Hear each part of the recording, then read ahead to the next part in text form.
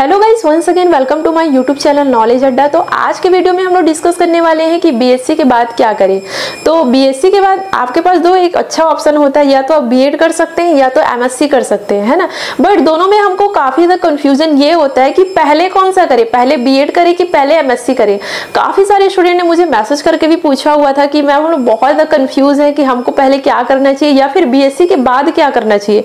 तो वो सब चीज आज के वीडियो में मैं आप लोगों को बताने वाली हूँ। वीडियो के एंड तक बने रहिएगा, क्योंकि लास्ट में मैं आप लोगों को इसमें से दोनों में से जो सबसे बेस्ट सजेशन रहेगा वही मैं आप लोगों को बताने वाली हूँ। तो देखिए, बीएससी के बाद ऐसे बहुत सारे ऑप्शन होते हैं, बहुत सारे कंपटीशन एग्जाम होते हैं। तो कुछ स्टूडेंट क्या करते हैं ना, किसी कंपटीशन एग्जाम की तैयारी करने में चले जाते हैं, जैसे कि यूपीएससी, रेलवे, बैंकिंग, एसएससी, ये सारे एग्जाम की तैयारी करना उन लोग स्टार्ट कर देते हैं। लेकिन जो चीज मैक्सिमम बच्चे करते हैं वो या तो बीएड करते हैं या तो फिर एमएससी करते हैं। तो आखिर क्या होता है, ये दोनों का फुल फॉर्म क्या है, इसके बारे में हर चीज आपको डिटेल में यहाँ पर जानने को मिलेगा। पहले मैं क्या करूंगी, दोनों के बारे में आप लोगों को अच्छे से बता दूंगी। उसके बाद हम लोग ये देखेंगे कि दोनों जो चॉइस है उसमें आपके लिए कौन सा बेस्ट रहेगा। तो सबसे पहले गाइस मैं आप लोगों को बता रही हूँ एमएससी के बारे में, जिसका फुल फॉर्म होता है मास्टर ऑफ साइंस। 2 ईयर का ये कोर्स होता है ना। तो सबसे पहला सवाल ये आता है कि एमएससी आखिर हम लोग कहाँ से करें। तो 2 ऑप्शन है आपके पास, या तो आप अपने ही सिटी की, जैसे कोई भी कॉलेज वगैरह होते हैं जहाँ पे एमएससी अवेलेबल है, वहाँ पे भी जाकर के फॉर्म डाल सकते हो। अलग अलग सब्जेक्ट में एमएससी होते हैं। अगर आप केमिस्ट्री में करना चाहते हो, अगर आप मैथ्स में करना चाहते हो, अगर आप जूलॉजी, बॉटनी, तो अलग अलग आपके पास ऑप्शन होते हैं। जो आपको फेवरेट है, जो आपको ईजी लगता है, जिसमें आपको इंटरेस्ट है, उसमें आपको एमएससी करना चाहिए, है ना। दूसरा ऑप्शन ये होता है कि अगर आप किसी बड़े कॉलेज से करना चाहते हो, जैसे कि आईआईटी, जेएम, इस टाइप से कॉलेज से करना चाहते हो ना, तो उसके लिए आपको एक कॉम्पिटिशन एग्जाम की तैयारी करनी होती है, जिसको हम लोग कहते हैं आईआईटी जेएम। तो ये जो आईआईटी जेएम होता है, अगर उसमें आपका अच्छा रैंक आता है तो फिर आपको बड़े से बड़े कॉलेज या फिर आईआईटी जैसे कॉलेज आपको मिलते हैं एमएससी करने के लिए। तो कुछ स्टूडेंट क्या करते हैं ना, ऐसे बड़े कॉलेज में एडमिशन लेने के लिए आईआईटी जेएम एग्जाम की 2-3 साल से लोग प्रिपरेशन करते रहते हैं। तो अगर आप किसी ऐसे कॉलेज से करना चाहते हो तो उसके लिए आपको कंपटीशन एग्जाम फाइट करना पड़ता है, उसके बाद ही आपको आईआईटी जैसे बड़े कॉलेज मिलते हैं। लेकिन अगर आपके पास टाइम नहीं है या फिर आपके पास वो ऑप्शन नहीं मिल रहा है, तो आप डायरेक्ट अपने आसपास की किसी कॉलेज में जहां पर एमएससी होता है वहां पर आप लोग एमएससी कर सकते हो। तो ये तो हुआ गाइस एमएससी के बाद। अब हम लोग देखते हैं कि एमएससी के बाद आपके पास क्या क्या ऑप्शन होता है, एमएससी के बाद आप लोग क्या कर सकते हो। तो एमएससी के बाद जो कि मैक्सिमम बच्चे स्टूडेंट्स करते हैं वो है नेट एग्जाम की तैयारी। नेट का फुल फॉर्म होता है आपका नेशनल एलिजिबिलिटी टेस्ट। तो ये मैं एकदम इजी बता रही हूँ। नेट क्या होता है, जैसे कि टीचर, गवर्नमेंट टीचर बनने के लिए आप लोग बीएड करते हो ना, एक प्रकार का एलिजिबिलिटी होता है, उसी प्रकार ये नेट भी क्या होता है, एक प्रकार का एलिजिबिलिटी टेस्ट होता है। अगर आप इसको फाइट कर लिए, अगर आपका इसमें बहुत अच्छा रैंक आ जाता है, अगर आप नेट क्वालिफाई कर लेते हो, तो आपके पास ये ऑप्शन होता है कि आप किसी कॉलेज के प्रोफेसर बन सकते हो, या तो फिर आप पीएचडी कर सकते हो। तो ये इसके लिए आपको नेट फाइट करना काफी ज्यादा जरूरी होता है। आजकल ऐसा हो गया कि बिना नेट क्वालिफाई किए आपको किसी भी कॉलेज में आप लोग प्रोफेसर नहीं बन सकते हो। तो ये होता है गाइस नेट एग्जाम की तैयारी, जो कि मैक्सिमम स्टूडेंट्स करते हैं। तो देखिए, यहाँ पे जेआरएफ का भी ऑप्शन है। अगर आपका नेट में बहुत अच्छा रैंक आता है, अगर आपका 100-200 के अंदर आपका पूरा ऑल ओवर इंडिया में अच्छा रैंक आता है नेट क्वालिफाई करने के बाद, तो एक अच्छा ऑप्शन होता है जेआरएफ का, जिसको हम लोग कहते हैं जूनियर रिसर्च फेलोशिप। इसमें क्या होता है, अगर आप आगे की पढ़ाई करना चाहते हैं, जैसे कि पीएचडी करना चाहते हैं, जिसको हम लोग कहते हैं डॉक्टर ऑफ फिलोसफी, ये सब आप लोग करना चाहते हो, तो इसमें क्या होता है, सेंट्रल गवर्नमेंट के साइड से आपको स्कॉलरशिप मिलता है। महीने का 25-30-40 हजार तक का आपको क्या मिलता है, स्कॉलरशिप मिलता है। अगर आप लोग जेआरएफ अगर एग्जाम देते हो, ये सब आप कर लेते हो, तो आपको क्या मिलता है, आपको पूरा स्कॉलरशिप मिलता है, जिससे आपको जैसे पीएचडी वगैरह रिसर्च के फील्ड में अगर आप जाना चाहते हो, तो इसमें आप लोगों को काफी ज्यादा हेल्प मिलता है। तो ये होता है गाइस एमएससी के बाद नेट वगैरह फाइट करना। जैसे आप लोग का ये पूरा हो जाता है, नेट, जेआरएफ, पीएचडी वगैरह आप लोग पूरा कर लेते हो, तो आप किसी कॉलेज के प्रोफेसर या फिर लेक्चरर बन सकते हो। जैसे कि आपको पता ही है, जैसे आप पीएचडी आपका कंप्लीट होता है तो आपके नाम के आगे डॉक्टर की उपाधि मतलब आपको मिल जाती है। उसके बाद या तो फिर आप साइंटिस्ट वगैरह या फिर मतलब साइंटिस्ट फील्ड में भी जा सकते हो, कोई रिसर्च फील्ड में जा सकते हो, या फिर आप किसी कॉलेज के प्रोफेसर भी बन सकते हो। तो ये होता है एमएससी करने के बाद, है ना। तो ये सारे ऑप्शन होते हैं आफ्टर एमएससी।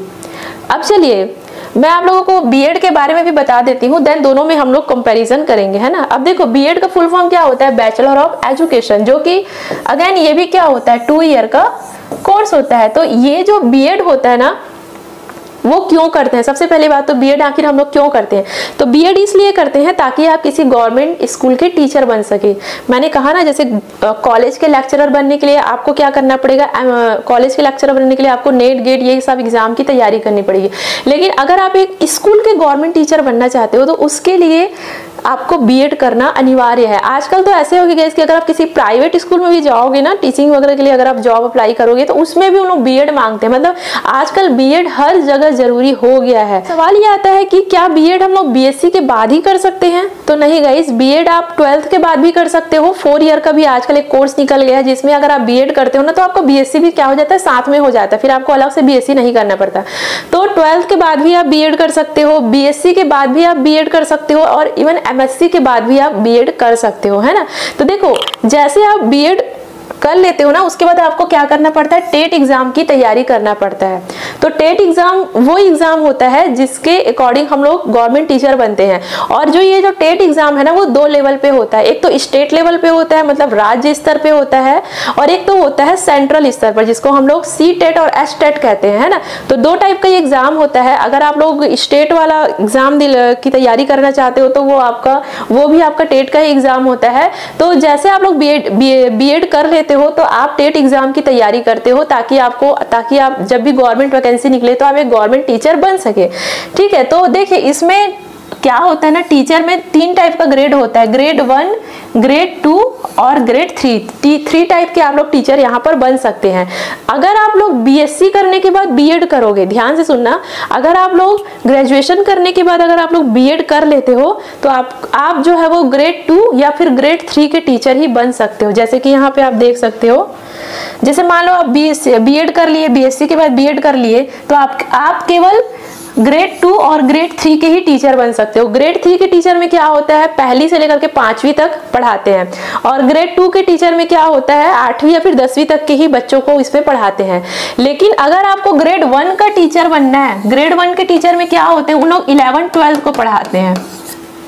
अगर आप ग्रेड 1 के टीचर बनना चाहते हो तो उसके लिए आपको एमएससी करना पड़ेगा। आफ्टर एमएससी ही आप ग्रेड 1 के टीचर बन सकते हो, और जो ग्रेड 1 के टीचर होते हैं वो 11-12 को पढ़ाते हैं, है ना। लेकिन अगर आप लोग डायरेक्ट बीएससी के बाद बीएड करते हो तो फिर आपके पास 2 ही ऑप्शन होता है, या तो आप ग्रेड 2 के टीचर बन सकते हो या फिर आप ग्रेड 3 के टीचर बन सकते हो। बीएससी के बाद बीएड करने के बाद आप लोग एमएससी कर सकते हो, एमएससी करने के बाद आप लोग ग्रेड 1 के टीचर बन सकते हो। ठीक है, ये आप हुआ। जैसे अगर आप लोग बीएड कर लेते हैं तो आप किसी भी प्राइवेट स्कूल में जाकर के टीचर भी बन सकते हो। तो ये तो हुआ गाइस बीएड और एमएससी। अब सवाल ये आता है कि हम लोग बीएससी के बाद पहले बीएड करें कि पहले एमएससी करें। तो यहाँ पे मैं अपना सजेशन आप लोगों को देना चाहती हूँ। वैसे आप लोगों ने क्या सोचा है वो तो मुझे नहीं पता, बट अकॉर्डिंग टू मी मुझे लगता है कि आपको बीएससी के बाद बीएड कर लेना चाहिए। बीएड इसलिए करना चाहिए, तो देखो, क्योंकि ना हमको एक जो छोटा सा एक ऑप्शन है ना, उसको हमको हमेशा साथ में लेकर के चलना चाहिए। पूछो क्यों? मान लो अगर आप बीएससी किए, अगर आप बीएड किए, तो आपके पास एक ऑप्शन बन जाता है ना कि आप ग्रेड 2 या फिर ग्रेड 3 के टीचर आप लोग बन सकते हो, है ना। तो आपको एक ऑप्शन लेकर के साथ में चलना है। लेकिन अगर आप बीएससी के बाद एमएससी करते हो, अगर बीच में अगर कभी वैकेंसी निकल गया तो फिर आपके पास कोई ऑप्शन नहीं रहेगा। जो आपके पास ग्रेड 2 ग्रेड 3 टीचर बनने का ऑप्शन था वो भी खत्म हो जाएगा, मान लो, क्योंकि कभी भी अचानक वैकेंसी निकल जाता है ना। तो मैं तो आपको यही सजेशन देना चाहती हूँ कि बीएससी के बाद आप लोग पहले बीएड कर लो। बीएड हो जाने के बाद आपके पास 2 ऑप्शन रहेगा, आप कभी भी टीचिंग फील्ड में जा सकते हो। उसके बाद आप लोग एमएससी कर लेना।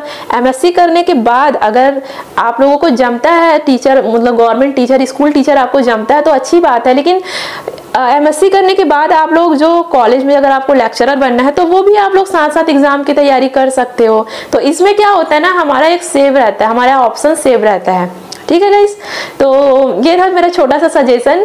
तो वैसे तो आप लोग क्या सोचे हो, अपने फैमिली वालों से भी डिस्कस कर लेना कि आपको एमएससी करना है कि बीएड करना है। लेकिन मैं तो आपको यही सजेशन दूंगी कि आपको बीएड करना चाहिए, है ना। तो आई होप यू गाइस आज का वीडियो आप लोगों के लिए हेल्पफुल रहा होगा। कोई भी चीज का डाउट हो कैरियर से रिलेटेड तो मुझे नीचे कमेंट करके पूछ लेना, मैं जल्द ही उस पर वीडियो जरूर बनाऊंगी।